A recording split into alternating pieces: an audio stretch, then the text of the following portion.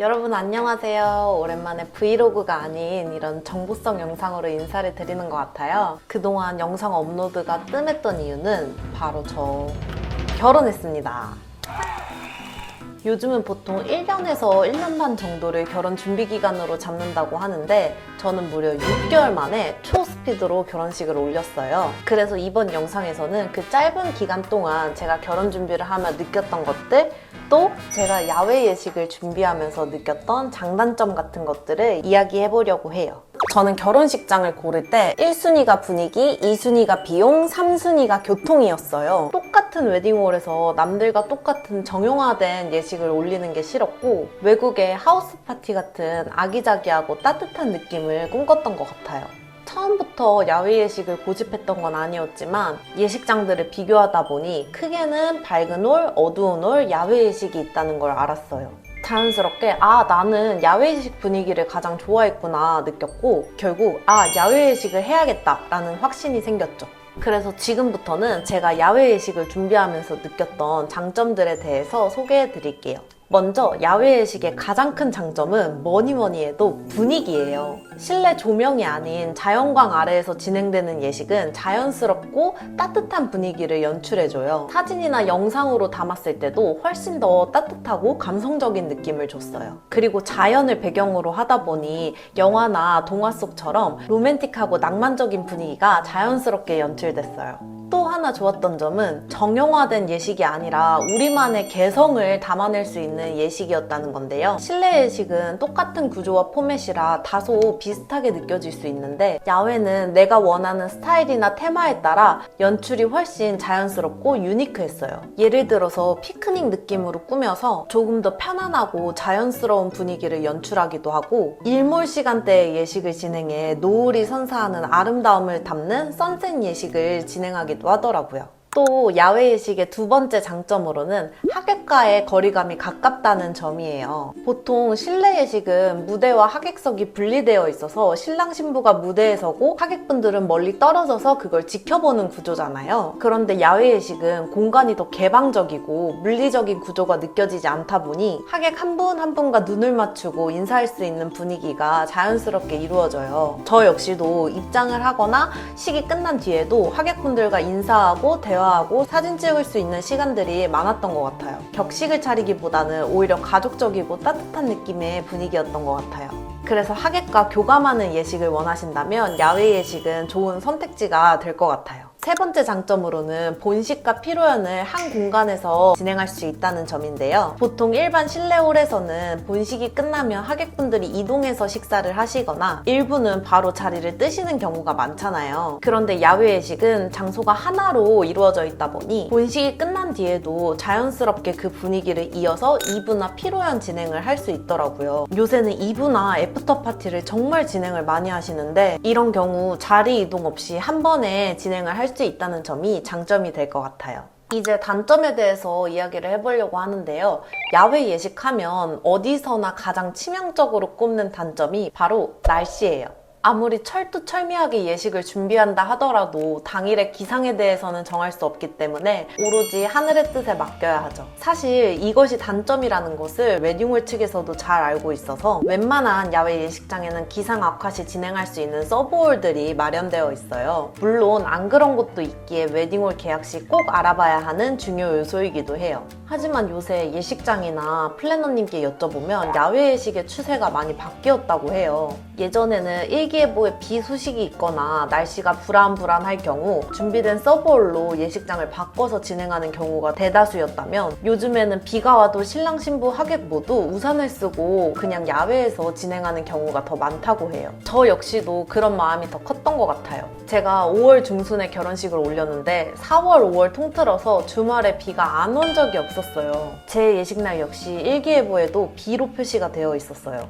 제가 계약한 식장은 본식 2, 3일 전 전에 날씨를 보고 야외 예식장에서 그대로 진행을 할 것인지 아니면 날씨를 대비해 서브홀에서 결혼식을 올릴 것인지 선택할 수 있었는데요. 저 역시 비로 돼 있었지만 엄청난 천둥, 번개, 폭풍우가 치지는 않을 거라고 예상해 야외 예식장으로 확정을 지었어요. 이렇게 대부분 야외 예식에서 걱정하는 건 비이지만 제가 웨딩홀 답사 중 비는 안 왔지만 바람 때문에 고생했던 식을 본 적이 있어요. 그날 바람이 꽤 세게 불었는데 하객석에 세팅해둔 꽃장식, 안내종이, 테이블에 놓인 소품까지 다 날아가는 거예요. 특히 가벼운 장식물이나 천, 풍선 같은 것들은 정말 순식간에 정리 불가 상태가 되더라고요. 그러다 보니 식장 관계자들은 날아가는 것들을 막기 위해 식 중간에 여기저기 붙잡기 바빴고 식이 한순간에 난장판이 되는 걸 봤어요. 또 바람이 신랑 신부에게 직접적인 영향을 줄 수도 있는데요. 신부의 경우 야외 예식에선 자연스러운 분위기를 위해 범보다는 반묶음이나 긴 생머리를 하시는 경우가 많아요. 근데 바람이 계속 불면 머리카락이 계속 날려서 얼굴에 붓거나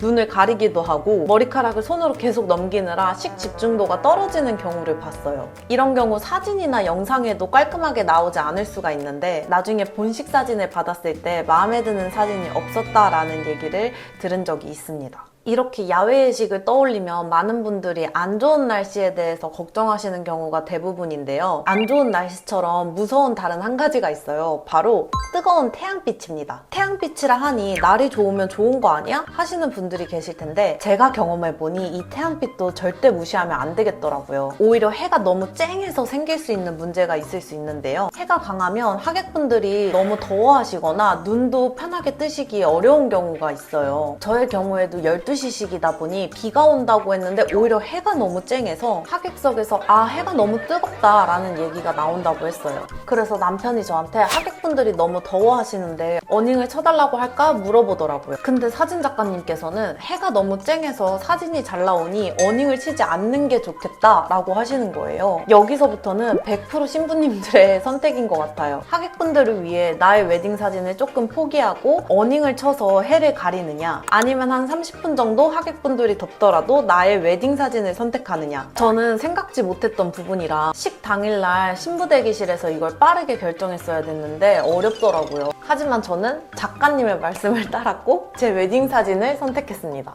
플래너님께 여쭤보니 식장에 어닝이나 햇빛 가리개 같은 경우에는 신랑 신부의 선택이 아니라 당일날 사진 작가님들의 선택에 의해서 결정되는 경우가 많다라고 하시더라고요. 요즘 날이 많이 뜨겁고 더 빨리 더워지잖아요. 예전에는 6월 말이나 돼야 더웠었는데 요즘에는 5월부터 덥더라고요. 그래서 야외 예식을 생각 중인 분들이라면 비만 걱정하는 게 아닌 햇빛에 대해서도 한 번쯤 생각해 보시면 좋을 것 같아요. 세 번째로 꼽은 단점으로는 의상이나 스타일링적인 부분에서 실내 예식보다 신경 써야 할 부분들이 많아요. 예를 들어서 드레스 선택의 폭이 좁아질 수가 있어요. 드레스 투어를 다닐 때 보통 결정된 예식장을 드레스샵에 말씀을 드리는데 야외 예식이라고 하면 긴 트레인 드레스나 무거운 소재는 추천을 안 해주시는 경우가 많아요. 아무래도 잔디 위나 흙길을 걷다 보면 드레스 밑단이 자꾸 바닥에 끌리거나 흙 이물질이 묻는 경우가 많아서 가볍고 활동이 편한 디자인이나 관리가 쉬운 소재 위주로 추천을 해주시더라고요. 또 하나 중요한 게 웨딩 슈즈인데요. 일반적으로 하이힐은 잔디에 푹푹 박히는 경우가 있어가지고 안정감 있게 걷기 힘들 수가 있어요. 그래서 야외 예식을 하시는 분들은 보통 굽이 낮거나 넓은 신발 혹은 플랫슈즈나 웨지를 많이 선택하세요. 이렇게 야외 예식을 진행하면서 제가 놓쳤던 부분에 대해서도 이야기를 해보려고 하는데요. 여러분은 꼭꼭꼭 이 부분 신경 쓰셔서 결혼 준비하셨으면 좋겠어요. 저는 비즈가 반짝반짝하고 화려화려의 끝판왕인 드레스를 입고 싶었어요. 근데 식장을 야외 예식장으로 먼저 정하다 보니까 이런 화려한 비즈 드레스보다는 깔끔한 실크 드레스가 예식장과 더 잘 어울려서 본식 드레스를 실크 드레스로 결정하게 되었어요. 그러다 보니 본식 드레스에 대한 아쉬움이 좀 남는 것 같아요. 예를 들어서 나는 화려한 비즈 드레스가 더 잘 어울리고 이런 드레스를 입고 싶다 하시는 분들은 어두운 홀에서 강한 조명을 예식장을 받는 것이 나와 드레스를 돋보여줄 수 있는 방법이고요. 정말 새하얀 깔끔한 실크 드레스나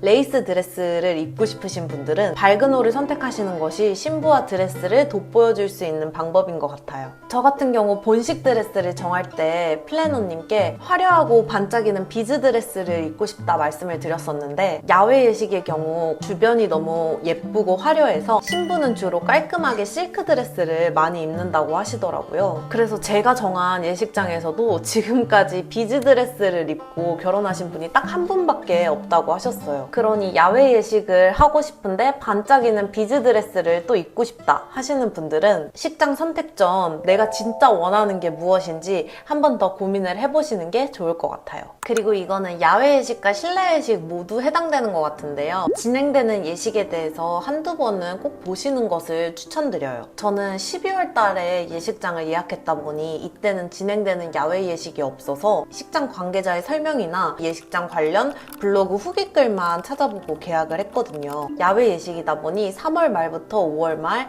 9월 초부터 10월 초까지만 예식장을 운영했기에 저의 본식 한 달 전쯤에서야 제가 결혼하는 식장에서 진행되는 예식을 볼 수가 있었어요. 근데 이걸 말로만 설명 듣기보다는 제가 직접 보는 게 되게 중요하더라고요. 막상 예식을 보니 더 준비하거나 챙겨야 하는 것들이 눈에 보이기 시작했어요. 저는 식순에 케이터링이랑 샴페인 타워 순서가 있었는데, 당일의 식순에서도 저처럼 케이터링이랑 샴페인 타워 순서가 있었어요. 근데 결혼식 도중에 샴페인 잔을 쌓고 케이터링 칼과 케이크를 준비해 주시는 데까지 시간이 굉장히 오래 걸리더라고요. 그러다 보니 당일에 결혼하신 분들은 사회자가 준비해둔 멘트를 이미 다 끝난 상태였기 때문에 준비가 되어지는 동안 공백의 시간이 생겼어요. 이렇게 공백의 시간이 생기자 하객석에서는 웅성웅성 소리가 나기 시작했고, 이런 루즈해지는 시간이 생기지 않도록 저는 집에 돌아와서 제 결혼식의 사회자 멘트를 좀 더 길게 작성했던 것 같아요. 실내 예식장에서 결혼하시는 분들도 참고하시면 좋을 것 같은 게, 처음 웨딩홀 투어 때 봤던 예식과 식 한 달 전에 보는 예식은 보이는 게 정말 많이 달라요. 아는 만큼 보인다는 말이 있잖아요. 처음에 식장 계약할 때 봤던 예식은 분위기나 표면적인 게 보였다면, 식을 열심히 준비한 식 한 달 전에는 또 다른 세세한 것들이 보이실 거예요. 그러니 시간이 되신다면 내가 할 결혼식장에 가서 진행되는 예식을 꼭 보시기를 추천드립니다. 이렇게 실내 예식보다 변수가 많고 신경 써야 될 게 많은 야외 예식은 전체적으로 보면 장점보다는 단점이 더 많다라고 느끼실 수 있어요. 하지만 그럼에도 불구하고 자연 속에서 로맨틱한 분위기를 담을 수 있는 매력 하나만으로 누구나 한 번쯤 꿈꾸게 되는 게 야외 예식인 것 같아요. 저 역시 그런 감성 때문에 야외 예식을 선택하게 됐고요. 결혼 준비를 하면서 정말 많은 블로그, 유튜브 후기를 찾아봤지만 야외 예식에 대한 정보는 아직까지 많지는 않더라고요. 저는 웨딩 플래너도 아니고 웨딩 업계에 지식이 빠삭한 전문가도 아니지만 야외 예식을 실제로 진행한 한 사람으로서 이왕 내가 준비한 만큼 누군가에게 도움이 됐으면 좋겠다는 마음으로 이 영상을 준비하게 되었어요. 조금이라도 현실적인 팁이 전달되었길 바라고요. 더 디테일하게 설명하기에는 영상이 너무 길어질 것 같아서 야외 예식 준비 체크리스트를 PDF로 정리해 두었어요. 체크리스트 외에도 결혼 준비 시기별 해야 하는 것들 예산 리스트를 정리해 두었으니 필요하신 분들은 댓글에 이메일 주소 남겨주시면 제가 메일로 직접 보내드리도록 할게요. 그리고 다음 영상에서는 그래서 과연 제가 선택한 야외 예식장은 어디였는지 리얼한 후기와 비용 설명해 드리도록 하겠습니다. 이번 영상에도 구독과 좋아요, 댓글 많이 달아주시고 오늘도 행복한 결혼 준비 되시길 바랄게요.